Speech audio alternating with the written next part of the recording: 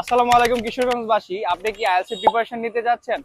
তাহলে কোনো একটা কোচিং সেন্টারে ভর্তি হওয়া অবশ্যই আপনার জন্য প্রয়োজন।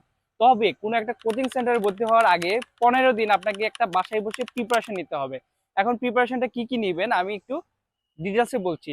প্রথমত, আইএলটিএস এর কয়টা মডিউল, প্রত্যেকটা মডিউলে কয়টা করে প্রশ্ন হয়, কত মিনিট সময় দেয়া হয় এবং কি কি ধরনের কোয়েশ্চেন হয়, এগুলো একটু অ্যানালাইসিস করুন, একটা বেসিক ধারণা নেন। তারপর আপনি আইএলটিএস রিডিং এ ইমপ্রুভমেন্টের জন্য আপনি ডেইলি স্টার পত্রিকা বাসায় আনুন। তারপর এই পত্রিকাগুলা আপনি বাংলা মিনিং করুন, খাতায় একটা পত্রিকার লাইন করুন এবং খাতায় সেটা বাংলা মিনিং করুন। এভাবে আপনি 15 দিন রিডিং করুন।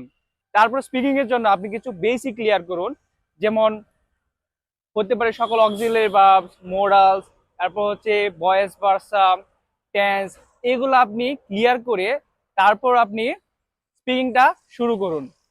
রাইটিং এর জন্য আপনি প্রতিদিন এক পাতা যে কোনো বিষয় নিয়ে লেখার চেষ্টা করুন।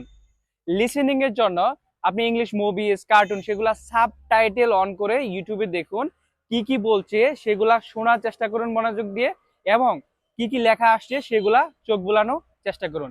তারপর আপনি 15 দিন প্রিপারেশন এইভাবে নেওয়ার পরে কোনো একটা কোচিং সেন্টারের সাথে যোগাযোগ করুন এবং সেখানে ভর্তি হন। আর কোচিং সেন্টারে ভর্তি হওয়ার আগে অবশ্যই বিগত স্টুডেন্ট থেকে অবশ্যই জেনে নেবেন কোচিং সেন্টারটা আসলে কেমন। অনেক কোচিং সেন্টার নামে ভালো কিন্তু গুণাগুণে খুবই খারাপ। আর আপনি যদি আমার কোচিং সেন্টারে ভর্তি হতে চান তাহলে এখনই আমার পেজে যোগাযোগ করতে পারেন। আমি সিলেটে শিক্ষকতার অভিজ্ঞতা নিয়ে আসি আমাদের শহর কিশোরগঞ্জে। আমি শুরু করব ambitious IELTS and spoken batch কিশোরগঞ্জে, যেটা হতে যাচ্ছে খুবই যুগান্তকারী। এবং আমার বিগত স্টুডেন্টদের অবশ্যই ফিডব্যাকগুলো আপনি দেখবেন, তারপর আমার কোচিং সেন্টারে অবশ্যই ভর্তি হবেন।